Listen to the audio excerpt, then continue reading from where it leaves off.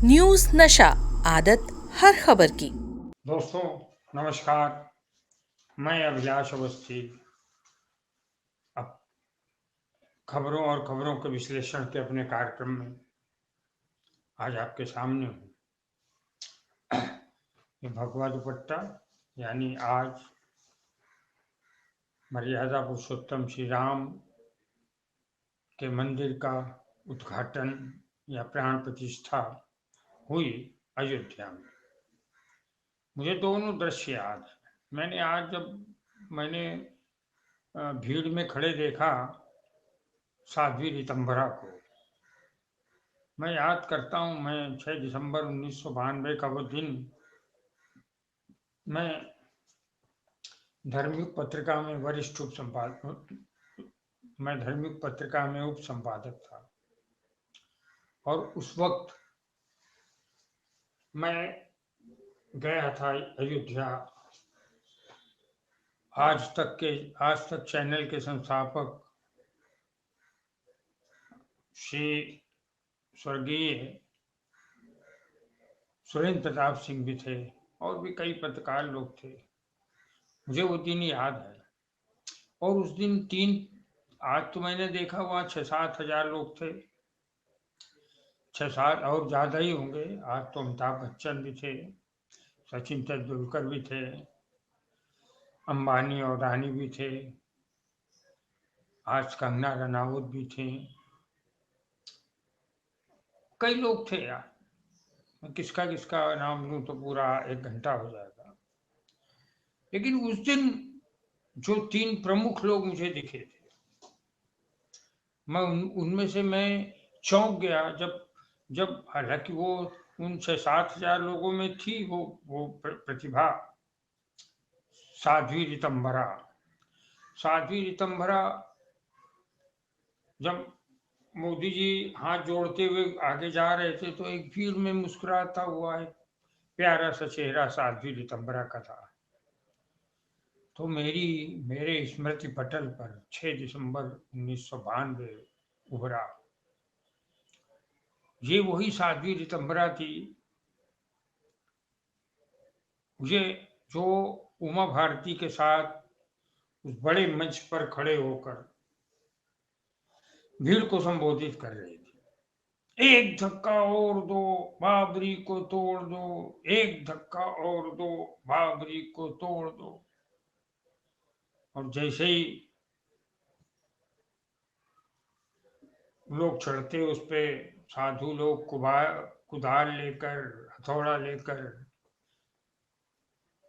तो मुझे ये जैसे ही एक गुंबद गिरा वैसे ही साध्वी ऋतंभरा और उमा भारती एक दूसरे से गले मिल गए।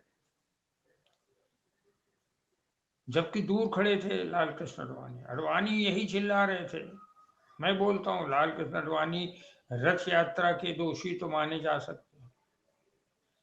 लाल कृष्ण अडवाणी इस बात का उन्हें आप दोष दे सकते हैं कि उन्होंने राम रथ यात्रा सोमनाथ से अयोध्या तक प्लान की। हालांकि बीच में लालू प्रसाद यादव ने रोका।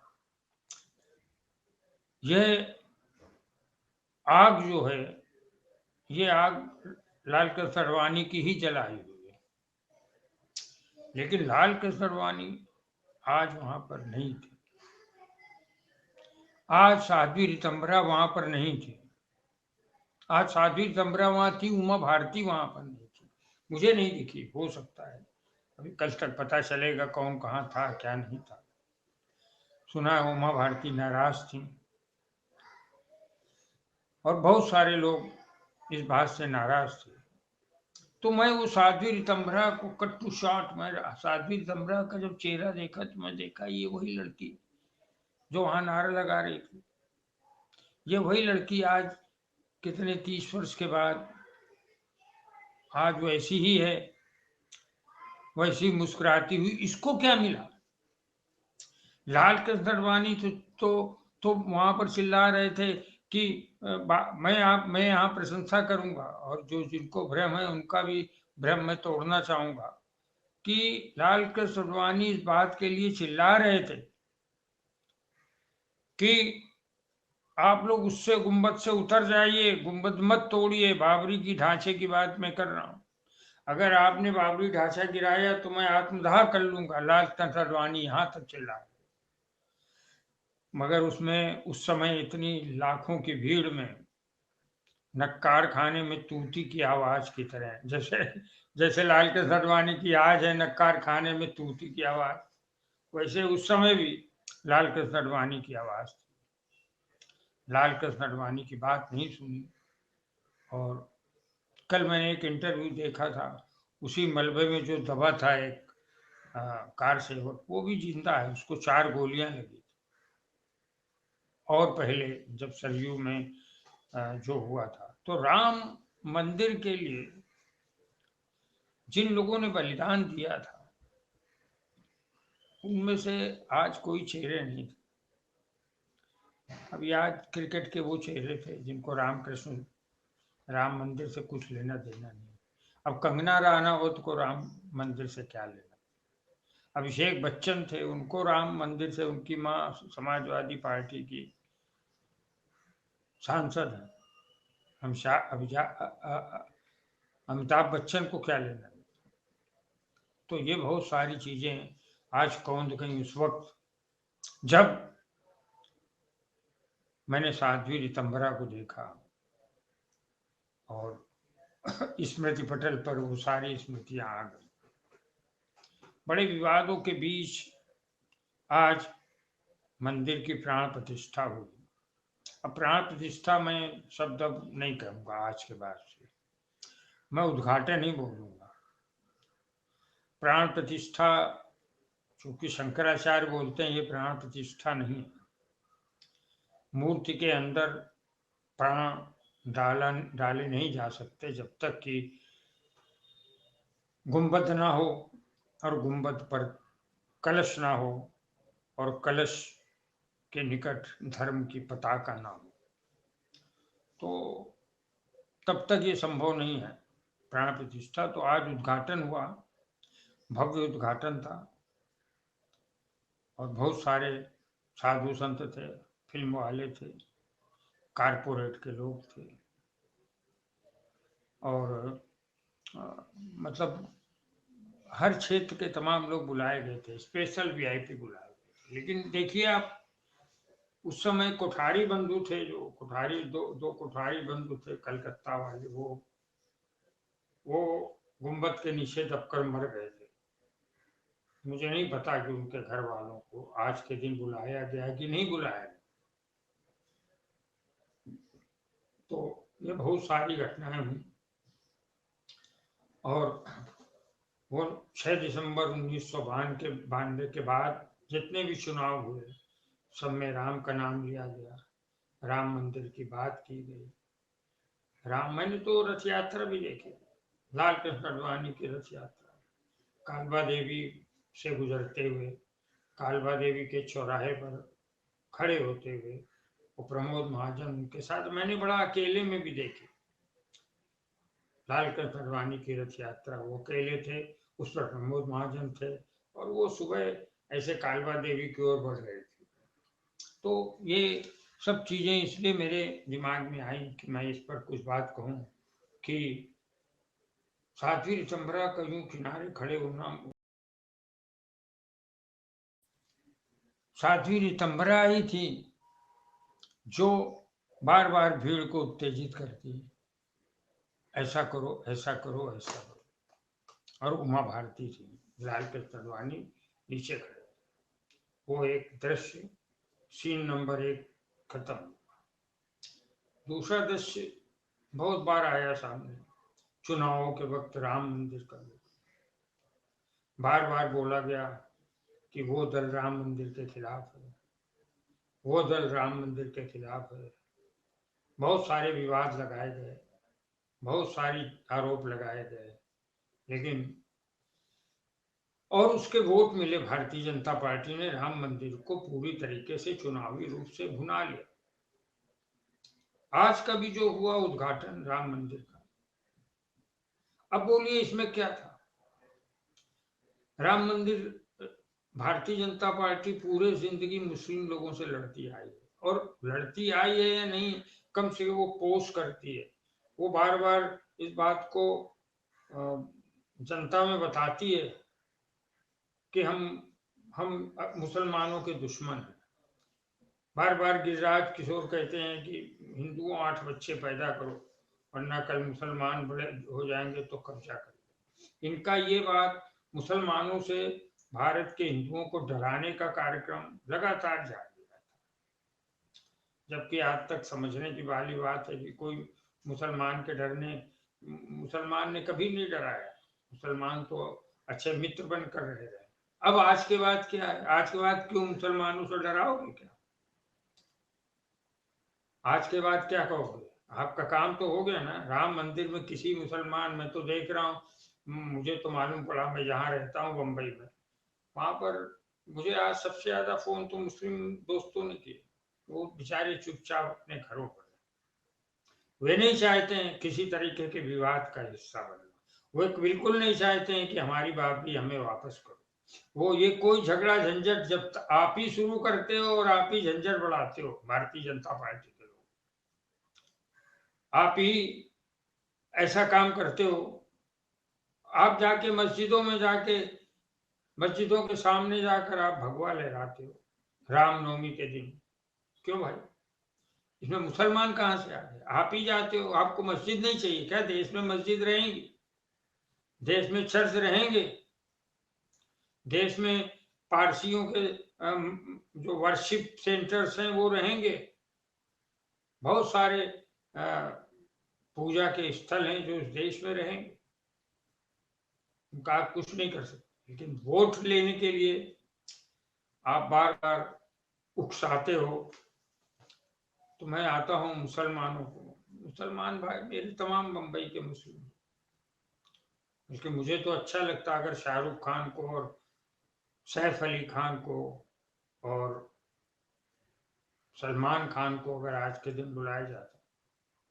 अब कंगना रनावत की जगह अगर उन्हें बुलाया जाता तो अच्छा रहता, कम से कम स्टार तो थे। सलमान खान और शाहरुख खान की जिंदगी मैंने जितना देख पाया कि बड़े सेकुलर सोच के हैं, भारतीय हैं, भारत माता को प्यार करते हैं, इनका परिवार भारत माता को प्यार। लेकिन आपको जबरदस्ती आप कंगना रनावत लेके आती है सुशांत सिंह राजपूत, तो ये हिंदू मुस्लिम अंगिल अब तो बंद कर दोगे आज से कि अभी भी जारी रहेगा?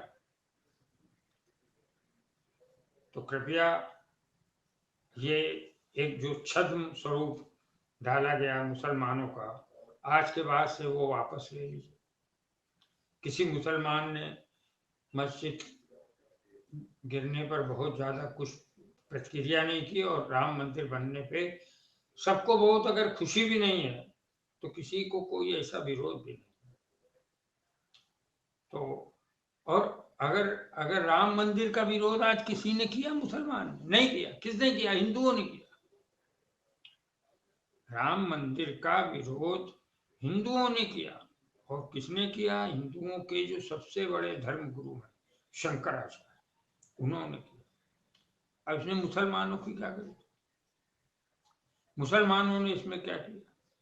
वो धर्मगुरु कोई मुस्लिम लोगों से पूछ कर चलते हैं? धर्मगुरु ने तो साफ साफ कहा शंकराचार्य ने कि भाई अपूर्ण मंदिर में आप प्राण मतलब मूर्ति नहीं रखते। अब मैं प्राण प्रतिष्ठा इसलिए नहीं कह सकता, मेरी नजर में ऐसा सब कुछ नहीं है।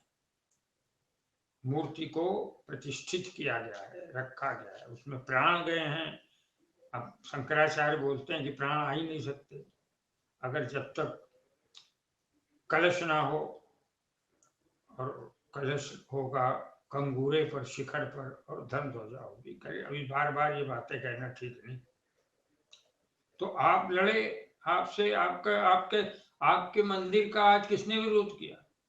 वो मुसलमानों ने ही किया, क्रिश्चियन ने भी नहीं किया। मुसलमानों और क्रिश्चियन के अलावा और पारसी लोगों ने भी नहीं किया। फारूक अब्दुल्ला जो जम्मू कश्मीर के हैं, वो तो अक्सर एक गीत सुनाते हैं, राम को बहुत मानते हैं। मैंने कितने कवि देखे हैं, कितने मतलब जो मुस्लिम हैं और उन्होंने राम पर लिखा है। मैं उस पर अभी एक शायद कल एक बनाता हूँ, वीडियो डालूंगा। तो अब मुसलमानों को तो बख्श दो। अब जो विरोध आपका किया था वो हिंदू धर्माचार्यों ने किया था, बहुत किसी राजनीतिक दल ने भी विरोध नहीं किया। आपने बुलाया कांग्रेस को भी, सोनिया को और खड़गे को। उन्हें लगा कि ये राजनीतिक कार्यक्रम है, तो वो नहीं। और दूसरे दलों को आमंत्रित किया आपने। उद्धव ठाकरे भी तो नहीं आए। उद्धव ठाकरे से तो हिंदू हृदय सम्राट के पुत्र है, वो नहीं है।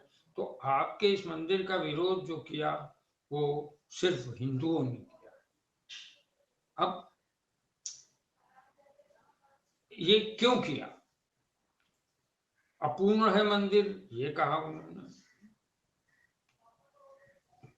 और उसमें कलश नहीं है, ये कहा उन्होंने, इसलिए मंदिर पूरा बिल्कुल नहीं है। शंकराचार्यों ने यह भी कहा कि रामनवमी को हुआ था, ठीक है ना। रामनवमी को हुआ था तो उनका अप्रैल में कर लो। अप्रैल में रामनवमी है, तब तक मंदिर थोड़ा पूर्ण भी कर लो, उसका शिखर बना लो, उस पर कलश रख दो। ये सब कहा उन्होंने। तो उन्होंने, शंकराचार्यों ने क्या बुरा कहा?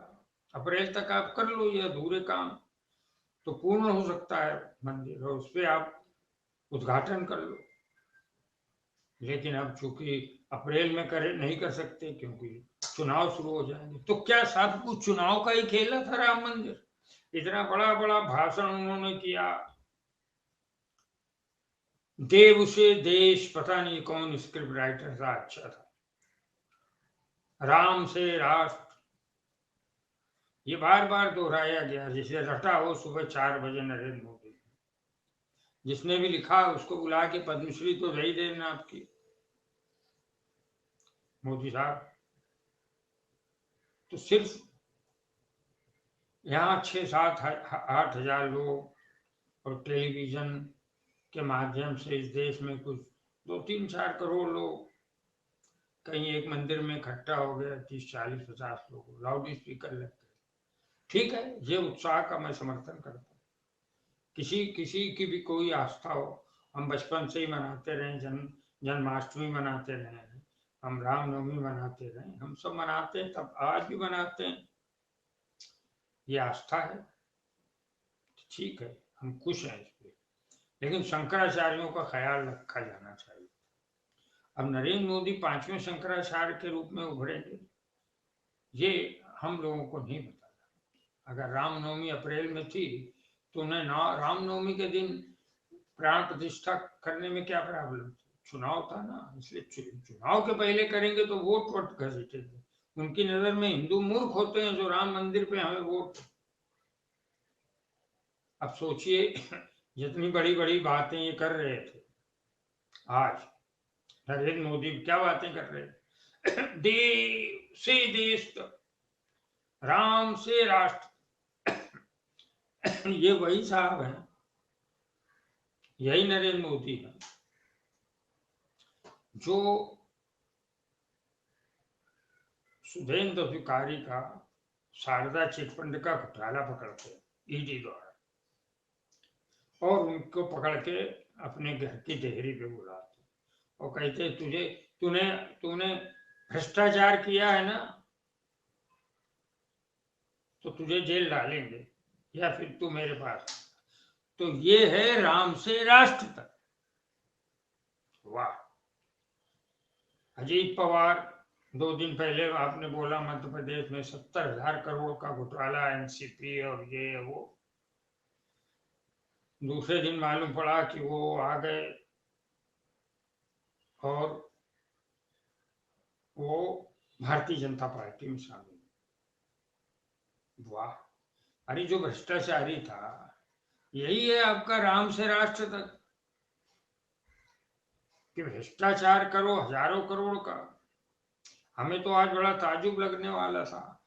अब कल देखिए आप लोग कि मतलब जो भी विजय माल्या और नीरव मोदी और मेहुल चौकसी, पता नहीं इनको बुलावा गया कि नहीं, बुलावा तो गया ही होगा, कहा गया होगा रुक जाओ भाई मत आओ।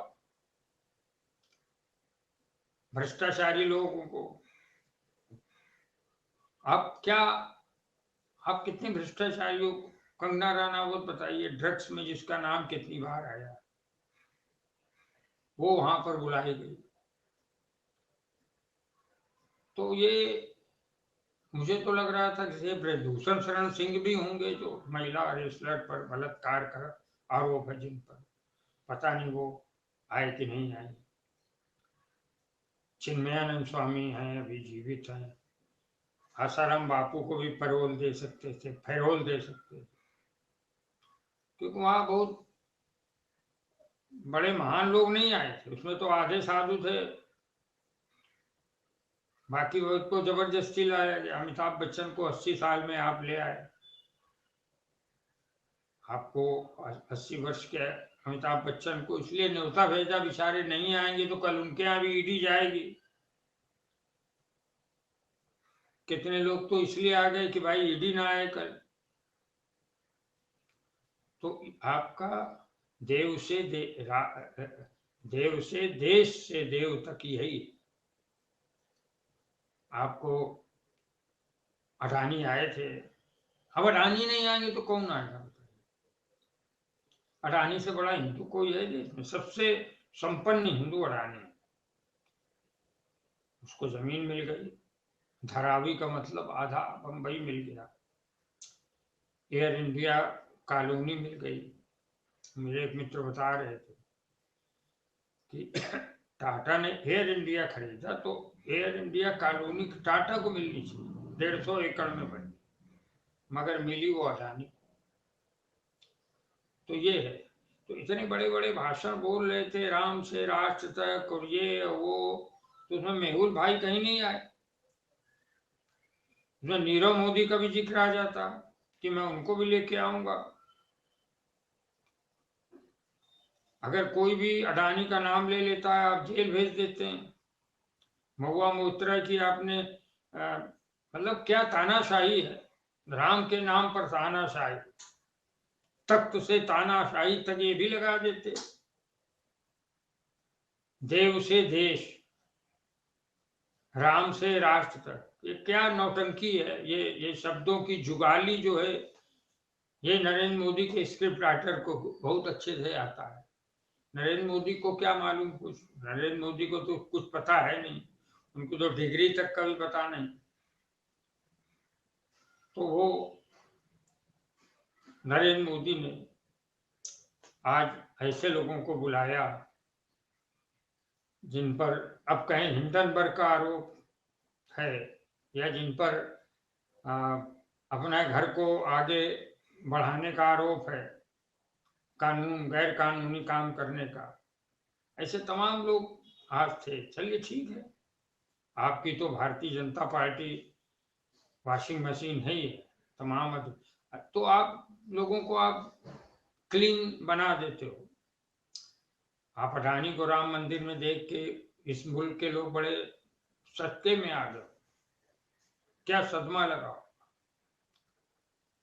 कि साहब 18-19 लाख करोड़ का घोटाला किए, कहीं ये पैसा ले लिया, LIC का ले लिया, कभी प्रोविडेंट फंड का ले लिया, कभी वो ले लिया, और आके राम मंदिर में उद्घाटन में बैठ गए। मुकेश अंबानी का चैनल जो है वो दिन भर हिंदू मुस्लिम हिंदू मुस्लिम हिंदू मुस्लिम। चलो आप तो ठीक गए वहां, आप जो है तो उद्धव ठाकरे के, मैंने देखा उद्धव ठाकरे के आप शपथ ग्रहण समारोह में भी थे, मुकेश अंबानी और नीता अंबानी, लेकिन आज भी थे। आपके चैनल हिंदू मुस्लिम को लड़ाने में कोई दिन भर लड़ाते रहते हैं, दंगा फैलाते। तो चलिए, कुछ धर्मगुरु और शंकराचार्यों ने कहा था कि भाई आप कृपया एक काम करिए, आप कि अपनी पत्नी को बुलाइए। इसको धर्म सम्मत नहीं माना था कि आप बिना, हम लोग समझे थे कि शायद नरेंद्र मोदी नहीं करेंगे। नरेंद्र मोदी धर्म से अधर्म तक सारे काम करते। जब धर्म में ये लिखा है कि अगर आप शादीशुदा हैं तो आप पत्नी को वामअंग पे बैठा कर आप प्राण प्रतिष्ठा करें तो आपकी पत्नी है, आप एक दिन के लिए बुलवा लेते, मगर वो पता नहीं क्या है, नहीं आए, नहीं आए। तो हम लोग समझे थे शायद तो हद होती बेशर्मी की, नहीं साहब खटोला नहीं बिछेगा, हम ही करेंगे, तुम होगे शंकराचार्य। तो भाई आपके पास सत्ता है, अभी आपके पास पूरे देश की पुलिस है, आप पूरे देश की इंटेलिजेंस है, ईडी है, सीबीआई है, सेना है, सब कुछ तो आप ही के पास है। सब कुछ आपके पास है, तभी तो आपने एक मंदिर का उद्घाटन करते समय आपने राहुल गांधी को वहां पर असम में दूसरे मंदिर के बाहर बैठने को मजबूर कर दिया कि तुम अंदर नहीं जा सकते। आपके इशारे में मना किया जाए ना कि भाई हम जब कर ले पूजा तब राहुल गांधी को जाने दो। ये नरेंद्र मोदी का भाषण ऐसा तो लगता है कि जैसे बड़े संत हैं, लेकिन इनके क्रियाकलापों से देश को पता चल गया आप क्या है। आपने सारे धर्म की मर्यादाएं तोड़ दी। अब आपके 6-7-8 करोड़ लोग हैं, वो जिंदाबाद जिंदाबाद चिल्ला रहे हैं। आपके 200 चैनल हैं, वो आपकी जिंदाबाद जिंदाबाद चिल्ला रहे हैं। आपके पास कई लाख करोड़ है जो अडानी के पास रखा है, आप जिंदाबाद जिंदाबाद चिल्लाएंगे, चुनाव तक चला चिल्लाएंगे। तो ये है, आप कुछ भी कर लो, आप बैंक के नियम तोड़ो तो चलो सब हम लोग विरोध करें तो चलो ठीक है, आप धर्म सम्मत नियम भी तोड़ते हो। तो ये बहुत सी चीजें हैं। अब शंकराचार्यों ने जो जिन सिद्धांतों के आधार पर मोदी का राम मंदिर की स्थापना 2024 में हैट्रिक लगाने का जो था, वो आज पता चलेगा कि आज ये क्या हुआ, कि कल लोगों को पता चलेगा कि आप का बड़ा दुखपूर्ण है। ये बात बड़ी दुख से कही जा सकती है आज, कि कितनी गालियां दी जाती हैं लोगों को, क्योंकि आपके पास सत्ता है और पैसे हैं। कल नहीं होगा, सत्ता भी नहीं होगी, पैसे भी नहीं होंगे। जो ईडी आप दूसरों के यहाँ बेचते हो, कल वो ईडी आपके यहाँ भी होगी। कल संजय सिंह की तरह आपके ही लोग भी जेल में होंगे। तब ये इंस्ट्रूमेंट आपने सिखाया। मनमोहन सिंह ने कुछ 100 ही केस हुए थे ईडी के, तब भी ये सब लोग, आपने ईडी को एक राजनीतिक पॉलिटिकल वेपन के रूप में इस्तेमाल किया। तो आज राम मंदिर में प्राण प्रतिष्ठा तो हुई नहीं, सोशल मीडिया के द्वारा आपने राम राजनीतिक दलों को गाली दी, सोशल मीडिया के द्वारा आपके चमचों ने गाली दी शंकराचार्य को, और जो धर्म गुरु उनके आपके खिलाफ थे उनको गाली। आपको लगता है आपकी जो ताकत है उसके बहुत सारे हम लोगों ने दुनिया में देखे पढ़े। आपके पास मीडिया है, मीडिया थी, अंजना ओम कश्यप जैसे बिल्कुल वहां घूम रही थी जैसे मंथरा घूमती है रामायण काल में, बड़ी सजी सजाई चुगली जैसे करती है मंथरा, केकई जैसे चित्रा त्रिपाठी वो भी घूम रही थी वहां, और जैसे ये दूसरी श्वेता सिंह सूर्पनखा की तरह घूम रही थी। तो जो महिला खलनायिकाएं हैं उनकी तरह ये वहां घूम रही थी। इनसे पूछो ये लोग क्या करती हैं चैनल में। आज बड़ा धर्म की बातें कर रही थी, उनके साथ वो क्या करती हैं चैनलों में, और चैनलों में अपनी डिफरेंट पार्टीज में जो चैनलों की होती है उसमें क्या करती है, उनके विषय में बड़ा अभी भी ये लोगों को लग रहा है, अभी लोगों को ऐसा लग रहा है जैसे अरे राम मंदिर जी बन गया और आज जो है वहां पर 50 कितने 6-7 हजार लोग अयोध्या में, और पूरे देश में मान लो ऐसे ही 50 लाख लोग इकट्ठा होंगे मंदिरों में, 5-5, 10-10, 20-20 करके लोग। तो लाउड स्पीकर शुरू कर दिया तेजी से। इसका क्या मतलब हुआ कि इसका ये मतलब हो गया कि आप 2024 जीत लेंगे। आपकी हराने की ताकत जो है वो ममता बनर्जी, हेमंत सोरेन, उद्धव ठाकरे, शरद पवार से ज्यादा बड़ी हो गई। क्या हुआ? कुछ कुछ आपको ये लगा होगा कि इतने सारे वीआईपी आपके कहने पे आए। आपके कहने पे नहीं आए, डर के आए। मुझे पता था अमिताभ बच्चन को नहीं आना, उनके स्वास्थ्य के कारण का आपने हवाला दिया। अडवाणी को क्यों नहीं लाए? 81 साल के अमिताभ बच्चन, तो उनको तो आप ले आए। तो बेचारे अगर मना करते तो कल ईडी चली जाती उनके यहाँ। आप लाल कृष्ण अडवाणी को ला सकते थे, उनको न्योता भी दिया और मना भी करवा दिया। अरे आपके तो गुरु थे राजनीति में, आपने तो बाद में उन्हें नमस्ते करे, वो नमस्ते करते थे, आप नमस्ते का जवाब नहीं देते। मोदी जी, ये इतिहास जबरदस्ती धर्म के सिद्धांतों को तोड़ने वाले के रूप में आपको याद करेगा, याद करेगा। अगर आपको 70 साल के लोग मार्गदर्शक मंडल में चाहिए तो आप चले जाइए ना, खुद भी चले जाइए, लेकिन आपके सिद्धांत आपके अनुसार ही चलते हैं। यह राष्ट्र आप अपने अनुसार ही चलाते हैं, क्योंकि आपको 303 का बहुमत है। आपने राहुल गांधी को मंदिर के बाहर बैठा दिया कि मंदिर में दर्शन के लिए नहीं परमिट। पूरे देश का धर्म आप चलाओ, पूरे देश की इकोनॉमी पर आप अपने आप मूवमेंट रखो।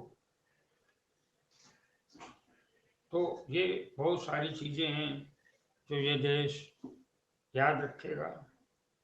जिस ढंग से 6 दिसंबर 1992 यह देश याद रखे है, उसी तरीके से आज 22 जनवरी 2023 भी याद रखेगा कि चुनाव हो गए, चुनाव थे, इसलिए नरेंद्र मोदी ने धर्म को ताक पर रख दिया, धर्म को रौंद दिया। हिंदू धर्म के जो शंकराचार्य हैं उनको उनको अभी मुहावरे में बोल सकते हैं कि उनकी गर्दन दबा दी, उनकी बोलती बंद कर दी। हम जो कहें वही धर्म है, हम जो कहें वही गीता रामायण है, हम जो कहें वही हिंदुत्व है, हम जिसे सरकारी पैसा दें वही सही है, चाहे वो अडानी हो चाहे जो। हम जो जिसे भ्रष्टाचारी कहें वही भ्रष्टाचारी है, और अगर मेरे पास आ गया तो वो भ्रष्टाचारी नहीं। तो दोस्तों, आज का ये वीडियो था कि धर्म को किस ढंग से कुचला गया। साध्वी रितंभरा के चेहरे से मुझे बड़ा अजीब सा लग रहा था। साध्वी रितंभरा का उस दिन की भूमिका मैंने देखी थी, उसके चमचों के चमचे तक तो राज्यसभा में, वो बेचारी कहीं कोने में। मुझे तो यही अच्छा लगा कि उसको बुलाया गया था। मोदी उसको ही बुला के राज्यसभा भेजी, वो दहाड़ती बहुत अच्छा है, बहुत अच्छा भाषण देती है, जो आप चाहते हैं वैसे ही देगी। तो ये था